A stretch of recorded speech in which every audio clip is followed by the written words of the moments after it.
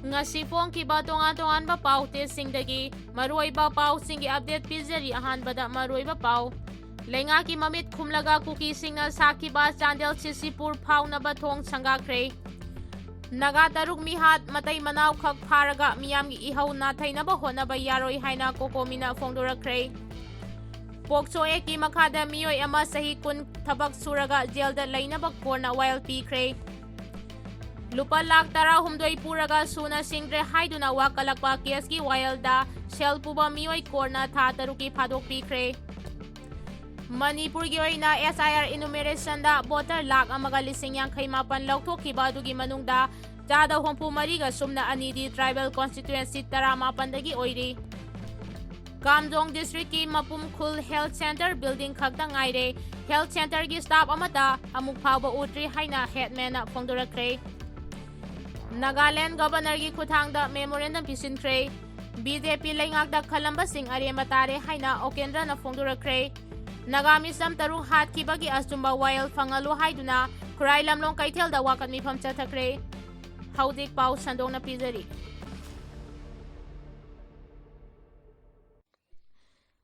ꯂꯩꯉꯥꯛꯀꯤ ꯃꯃꯤꯠ ꯈꯨꯝꯂꯒ ꯀꯨꯀꯤꯁꯤꯡꯅ ꯁꯥꯈꯤꯕ ꯆꯥꯟꯗꯦꯜ ꯁꯤꯁꯤꯄꯨꯔ ꯐꯥꯎꯅꯕ ꯊꯣꯡ ꯁꯪꯒꯥꯈ꯭ꯔꯦ꯫ ꯀꯨꯀꯤꯁꯤꯡꯅ ꯂꯩꯉꯥꯛꯀꯤ ꯑꯌꯥꯕ ꯂꯧꯗꯅ ꯅꯥꯔꯣꯜꯗ ꯁꯥꯈꯤꯕ ꯆꯨꯔꯆꯥꯟꯄꯨꯔ ꯗꯤꯁꯇ꯭ꯔꯤꯛꯀꯤ ꯁꯤꯡꯍꯤꯌꯨ ꯑꯃꯗꯤ ꯆꯥꯟꯗꯦꯜ ꯗꯤꯁꯇ꯭ꯔꯤꯛꯀꯤ ꯋꯥꯜꯈꯨ ꯁꯝꯅꯒꯗꯕ ꯃꯅꯤꯄꯨꯔ ꯇꯨꯔꯦꯜ ꯃꯊꯛꯇ ꯁꯥꯕ ꯊꯣꯡ ꯉꯔꯥꯡ ꯁꯪꯒꯥꯈ꯭ꯔꯦ꯫ ꯗ꯭ꯔꯒ ꯃꯥꯐꯤꯌꯥꯁꯤꯡꯅ ꯃꯌꯥꯏ ꯀꯥꯕ ꯗ꯭ꯔꯒ ꯄꯨꯊꯣꯛ ꯄꯨꯁꯤꯟ ꯇꯧꯕꯗ ꯍꯦꯟꯅ ꯈꯨꯗꯣꯡꯆꯥꯅꯕꯒꯤ ꯄꯥꯟꯗꯝꯗ ꯁꯥꯕ ꯊꯣꯡ ꯑꯁꯤ ꯀꯨꯀꯤꯁꯤꯡꯅ ꯂꯨꯄꯥ ꯀꯔꯣꯔ 2ꯒ ꯂꯥꯈ 90 ꯈꯥꯏꯅꯔꯒ ꯊꯣꯡ ꯑꯁꯤ ꯁꯥꯈꯤꯕꯅꯤ ꯍꯥꯏꯔꯤ꯫ ꯃꯐꯝ ꯑꯗꯨꯗ ꯈꯨꯟꯗꯥꯔꯤꯕ ꯀꯨꯀꯤꯁꯤꯡꯅꯗꯤ ꯃꯅꯤꯄꯨꯔ ꯇꯨꯔꯦꯜꯒꯤ ꯅꯥꯀꯜ ꯋꯥꯡꯃꯗ ꯈꯨꯟꯗꯥꯔꯤꯕ ꯃꯤꯑꯣꯏꯁꯤꯡ ꯆꯠꯊꯣꯛ ꯆꯠꯁꯤꯟ ꯇꯧꯕꯗ ꯈꯨꯗꯣꯡꯆꯥꯅꯕꯒꯤꯗꯃꯛ ꯑꯆꯪꯕ ꯁꯦꯟꯐꯝ ꯌꯥꯝꯅ ꯈꯥꯏꯅꯔꯒ ꯊꯣꯡ ꯑꯁꯤ ꯁꯥꯕꯅꯤ ꯍꯥꯏꯔꯤ꯫ ꯅꯣꯡꯖꯨ ꯊꯥ ꯃꯇꯝꯗ ꯇꯨꯔꯦꯜꯒꯤ ꯏꯃꯥꯏ ꯋꯥꯡꯈꯠꯂꯛꯄꯅ ꯃꯔꯝ ꯑꯣꯏꯔꯒ ꯆꯨꯔꯆꯥꯟꯄꯨꯔ ꯑꯃꯁꯨꯡ ꯆꯥꯟꯗꯦꯜꯒꯤ ꯃꯤꯑꯣꯏꯁꯤꯡꯅ ꯇꯨꯔꯦꯜ ꯂꯥꯟꯊꯣꯛ ꯂꯥꯟꯁꯤꯟ ꯇꯧꯕꯗ ꯈꯨꯗꯣꯡꯆꯥꯗꯕ ꯀꯌꯥꯃꯔꯨꯝ ꯃꯥꯌꯣꯛꯅꯗꯨꯅ ꯂꯥꯛꯈꯤ꯫ ꯃꯃꯥꯡ ꯆꯍꯤꯗ ꯃꯅꯤꯄꯨꯔꯤ ꯒꯕꯔꯅꯔ ꯑꯖꯌ ꯀꯨꯃꯥꯔ ꯕꯍꯥꯂꯥꯅ ꯆꯨꯔꯆꯥꯟꯄꯨꯔ ꯗꯤꯁꯇ꯭ꯔꯤꯛꯇ ꯂꯥꯛꯂꯝꯕ ꯃꯇꯝꯗ ꯀꯨꯀꯤꯖꯣ ꯀꯥꯎꯟꯁꯤꯜꯒꯤ ꯂꯨꯆꯤꯡꯕꯁꯤꯡꯅ ꯃꯅꯤꯄꯨꯔ ꯇꯨꯔꯦꯜ ꯃꯊꯛꯇ ꯆꯨꯔꯆꯥꯟꯄꯨꯔ ꯑꯃꯁꯨꯡ ꯆꯥꯟꯗꯦꯜ ꯗꯤꯁꯇ꯭ꯔꯤꯛ ꯐꯥꯎꯅꯕ ꯊꯣꯡ ꯑꯃ ꯁꯥꯕꯤꯅꯕ ꯇꯛꯁꯤꯟꯕ ꯂꯩꯈꯤ꯫ ꯂꯩꯉꯥꯛꯅ ꯊꯕꯛ ꯄꯥꯏꯈꯠꯄ ꯉꯥꯏꯗꯅ ꯃꯐꯝ ꯑꯗꯨꯗ ꯈꯨꯟꯗꯥꯔꯤꯕ ꯀꯨꯀꯤꯁꯤꯡꯅ ꯑꯆꯪꯕ ꯁꯦꯟꯐꯝ ꯄꯨꯊꯣꯛꯂꯒ ꯊꯣꯡ ꯑꯁꯤ ꯁꯥꯈꯤꯕꯅꯤ ꯍꯥꯏꯔꯤ꯫ ꯅꯥꯒꯥ ꯇꯔꯨꯛ ꯃꯤꯍꯥꯠꯇ ꯃꯇꯩ ꯃꯅꯥꯎ ꯈꯛ ꯐꯥꯔꯒ ꯃꯤꯌꯥꯝꯒꯤ ꯏꯍꯧ ꯅꯥꯊꯩꯅꯕ ꯍꯣꯠꯅꯕ ꯌꯥꯔꯣꯏ ꯍꯥꯏꯅ ꯀꯣꯀꯣꯃꯤꯅ ꯐꯣꯡꯗꯣꯔꯛꯈ꯭ꯔꯦ꯫ ꯅꯥꯒꯥ ꯇꯔꯨꯛ ꯃꯤꯍꯥꯠꯀ ꯃꯔꯤ ꯂꯩꯅꯕꯅꯤ ꯍꯥꯏꯅ ꯃꯇꯩ ꯃꯅꯥꯎ ꯑꯃꯈꯛ ꯐꯥꯔꯦ ꯍꯥꯏꯅ ꯐꯣꯡꯗꯣꯔꯛꯄ ꯂꯩꯉꯥꯛꯀꯤ ꯊꯧꯁꯤꯜ ꯃꯤꯌꯥꯝꯒꯤ ꯏꯍꯧ ꯑꯃꯗꯤ ꯃꯤꯁꯤ ꯑꯁꯤꯒꯤ ꯖꯁꯇꯤꯁꯄꯨ ꯅꯥꯊꯩꯅꯕ ꯍꯣꯠꯅꯕꯅꯤ ꯍꯥꯏꯔꯣꯏꯗꯕꯒꯤ ꯃꯔꯝ ꯂꯩꯇꯦ ꯍꯥꯏꯅ ꯀꯣꯑꯣꯔꯗꯤꯅꯦꯇꯤꯡ ꯀꯃꯤꯇꯤ ꯑꯣꯟ ꯃꯅꯤꯄꯨꯔ ꯏꯟꯇꯤꯒ꯭ꯔꯤꯇꯤ ꯀꯣꯀꯣꯃꯤꯅ ꯐꯣꯡꯗꯣꯔꯛꯂꯤ꯫ ꯂꯝꯐꯦꯜꯗ ꯂꯩꯕ ꯀꯣꯀꯣꯃꯤꯒꯤ ꯑꯣꯐꯤꯁꯇ ꯉꯔꯥꯡ ꯄꯥꯡꯊꯣꯛꯈꯤꯕ ꯄꯥꯎꯒꯤ ꯃꯤꯐꯝ ꯑꯃꯗ ꯀꯣꯀꯣꯃꯤꯒꯤ ꯀꯟꯚꯦꯅꯔ YK ꯙꯤꯔꯦꯟꯅ ꯃꯊꯛꯀꯤ ꯋꯥꯐꯝ ꯑꯁꯤ ꯐꯣꯡꯗꯣꯛꯂꯗꯨꯅ ꯃꯍꯥꯛꯅ ꯍꯥꯏ ꯃꯅꯤꯄꯨꯔ ꯄꯨꯂꯤꯁ ꯗꯤꯄꯥꯔꯠꯃꯦꯟꯠꯅ ꯊꯥꯗꯣꯔꯛꯄ ꯄꯥꯎ ꯑꯃꯗ ꯌꯨꯝꯐꯝ ꯑꯣꯏꯔꯒ ꯃꯦ 16ꯗ ꯂꯩꯂꯣꯟ ꯕꯥꯏꯐꯥꯏ ꯀꯨꯀꯤ ꯈꯨꯜꯗꯒꯤ ꯅꯥꯒꯥ ꯃꯤꯆꯝ 19 ꯐꯥꯈ꯭ꯔꯕ ꯃꯇꯨꯡꯗ ꯃꯤꯑꯣꯏ 3 ꯑꯃꯅ ꯃꯇꯝ ꯁꯥꯡꯅ ꯂꯣꯠꯇꯨꯅ ꯊꯝꯂꯕ ꯃꯇꯨꯡ ꯃꯤꯍꯥꯠ ꯊꯤꯅ ꯃꯀꯛ ꯀꯛꯇꯨꯅ ꯍꯥꯠꯈꯤꯕ ꯑꯗꯨꯗ ꯆꯦꯟꯅꯕꯅꯤ ꯍꯥꯏꯕ ꯄ꯭ꯔꯗꯤꯞ ꯑꯃꯗꯤ ꯑꯌꯤꯡꯕꯤ ꯀꯧꯕ ꯃꯤꯑꯣꯏ 2 ꯐꯥꯔꯦ ꯍꯥꯏꯔꯤꯕ ꯑꯁꯤꯗ ꯍꯧꯖꯤꯛ ꯃꯤꯌꯥꯝꯅ ꯖꯁꯇꯤꯁ ꯐꯪꯍꯜꯂꯨ ꯍꯥꯏꯅ ꯆꯪꯁꯤꯜꯂꯤꯕ ꯈꯣꯡꯖꯪ ꯑꯁꯤꯗ ꯃꯤꯌꯥꯝꯗ ꯆꯃꯝꯅꯒꯗꯕ ꯃꯤꯌꯥꯝꯗ ꯂꯥꯟꯅ ꯎꯒꯗꯕ ꯋꯥꯐꯝ ꯈꯔ ꯇꯔꯪ ꯆꯣꯡꯊꯣꯔꯛꯄꯔꯥ ꯍꯥꯏꯕꯁꯤ ꯀꯣꯀꯣꯃꯤꯅ ꯐꯥꯎꯏ꯫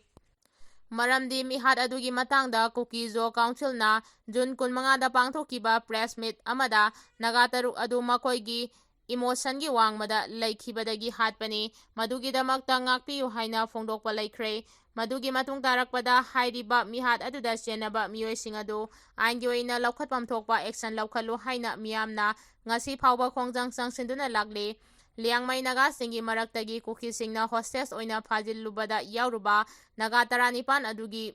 ꯃꯔꯛꯇꯒꯤ 12 ꯊꯥꯗꯣꯛꯈꯤꯕ ꯑꯗꯨꯅ ꯃꯈꯣꯏꯕꯨ ꯐꯥꯕꯗ ꯌꯥꯎꯈꯤꯕ ꯀꯨꯀꯤ 5ꯒꯤ ꯃꯃꯤꯡ ꯃꯅꯤꯄꯨꯔ ꯂꯩꯉꯥꯛ ꯑꯃꯗꯤ ꯃꯔꯤ ꯂꯩꯅꯕꯁꯤꯡꯗ ꯁꯤꯟꯅꯈꯤꯕ ꯂꯩꯈ꯭ꯔꯦ꯫ ꯀꯨꯀꯤ ꯃꯤꯑꯣꯏ 5 ꯑꯗꯨꯒꯤ ꯃꯅꯨꯡꯗ ꯂꯩꯂꯣꯟ ꯕꯥꯏꯐꯥꯏ ꯚꯤꯂꯦꯖꯀꯤ ꯆꯤꯐ, ꯄꯨꯂꯤꯁ ꯄꯥꯔꯁꯣꯅꯦꯜ ꯑꯃꯗꯤ ꯇꯣꯉꯥꯟꯕ ꯃꯤꯑꯣꯏꯁꯤꯡ ꯌꯥꯎꯔꯤ꯫ ꯑꯗꯨꯕꯨ ꯍꯥꯏꯔꯤꯕ ꯃꯤꯑꯣꯏꯁꯤꯡ ꯑꯁꯤꯒꯤ ꯃꯊꯛꯇ ꯑꯦꯛꯁꯟ ꯑꯃꯠꯇ ꯂꯧꯈꯠꯇꯅ ꯂꯥꯛꯂꯕ ꯃꯇꯨꯡ ꯉꯔꯥꯡ ꯏꯈꯪ ꯈꯪꯍꯧꯗꯅ ꯅꯥꯒꯥ ꯇꯔꯨꯛ ꯍꯥꯠꯄꯗ ꯆꯦꯟꯅꯕ ꯃꯤꯑꯣꯏ 2 ꯐꯥꯔꯦ ꯍꯥꯏꯅ ꯄꯨꯂꯤꯁꯅ ꯊꯥꯗꯣꯔꯛꯄ ꯄꯥꯎ ꯑꯁꯤꯗ ꯃꯤꯍꯥꯠ ꯑꯗꯨꯗ ꯆꯦꯟꯅꯔꯤꯕ ꯃꯤꯑꯣꯏꯁꯤꯡ ꯑꯁꯤ ꯂꯩꯂꯣꯟ ꯕꯥꯏꯐꯥꯏꯒꯤ ꯈꯨꯜ ꯑꯣꯏꯕ ꯃꯤꯑꯣꯏꯁꯤꯡ ꯑꯗꯨ ꯑꯃꯠꯇ ꯌꯥꯎꯗꯅ ꯀꯅꯥꯒꯨꯝꯕ ꯃꯇꯩ ꯃꯅꯥꯎꯒꯤ ꯃꯤꯡ ꯑꯃꯈꯛ ꯄꯨꯔꯛꯄ ꯍꯥꯏꯕꯁꯤ ꯍꯧꯖꯤꯛ ꯃꯤꯌꯥꯝꯒꯤ ꯑꯣꯏꯕ ꯖꯁꯇꯤꯁ ꯐꯪꯍꯜꯂꯨ ꯍꯥꯏꯅ ꯆꯪꯁꯤꯜꯂꯤꯕ ꯈꯣꯡꯖꯪ ꯑꯁꯤ ꯅꯥꯊꯩꯅꯕ ꯂꯩꯉꯥꯛ ꯑꯁꯤꯅ ꯁꯔꯧ ꯆꯠꯊꯕꯅꯤ ꯍꯥꯏꯅꯁꯨ YK Direnna फोंदोखी। कुकी जो काउंसिलना नागा तरुक असी मखोइना हातपनी हाइना याजख्रबा असिदा चेनरिबा मियोय पुलिसना करिगुम्बा मखल अमतगी एक्शन लौखतना थमलगा खंगौदना मियामगी खोंजंग चंगचिलिंगाई जैरक असिदा प्रदीप अमदी अयिंगबी कौबा मतई मनाउगी मिंग पुसिलकबा मिहात असिदा चेनबा मियोय अनि फारे हाइरिबा असिदा लैलोन बाइफैगी प्रजासिंगी मरक्ता कोंसाकुलगी ल्याङमाई इचिलिनाउसिंगना पीखिबा मिंग अदुदा मखोय अनि खक्तरा अतई अदुना कदाइदा लैख्रबगे मखोयसिंगी मथक्ता लौखटपम थोकपा कुकी फुरुकी मियोयसिंग अमदे विलेजशिप अदुगी मथक्ता पुलिस की ओइबा इन्वेस्टिगेशन चथबगी पाउना नाथैरगा थंबा असि यानिंगदे हाइखी।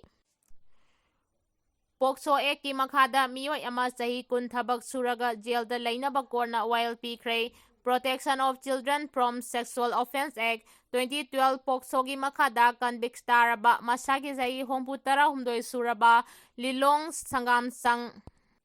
सोकला कारोंगदगी एमडी कोरा अपोकवा लैखिरबा एमडी इबोटोन चही कुन जेलदा थबक सुरगा लैनबा ngarang कोर्ना वायल पीख्रे लम्फेलदा लैबा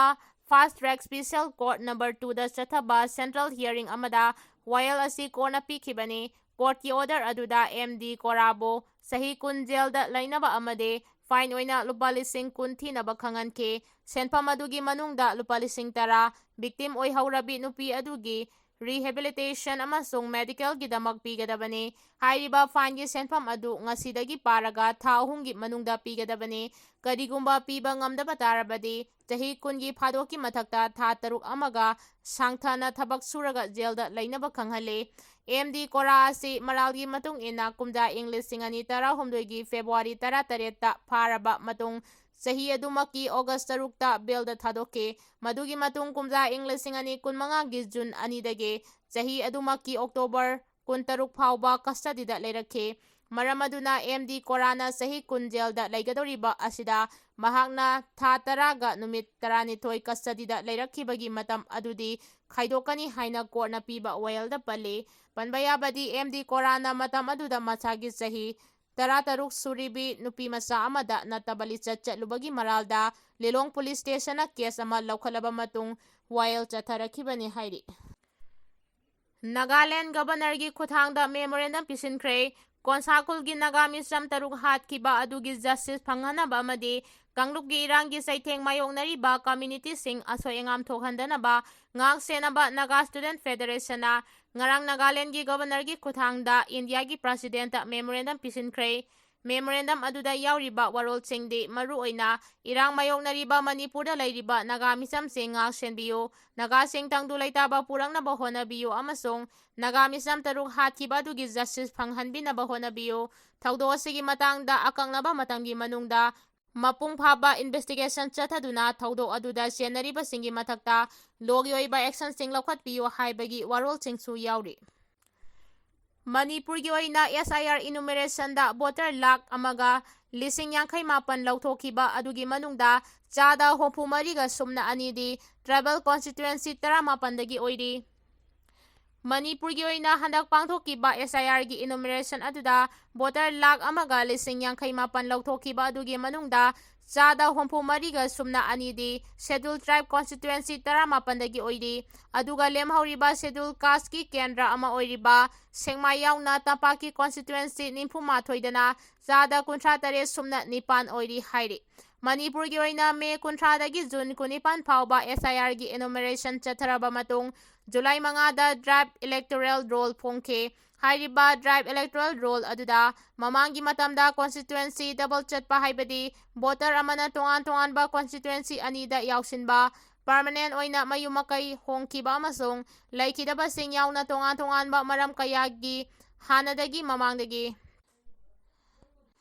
tongan ba maram kayadagi Hanagi mamangi electoral roll da yauramba voter lakh amaga lising yangkhai mapan lauthokibane aduga kendra hompu asigi oina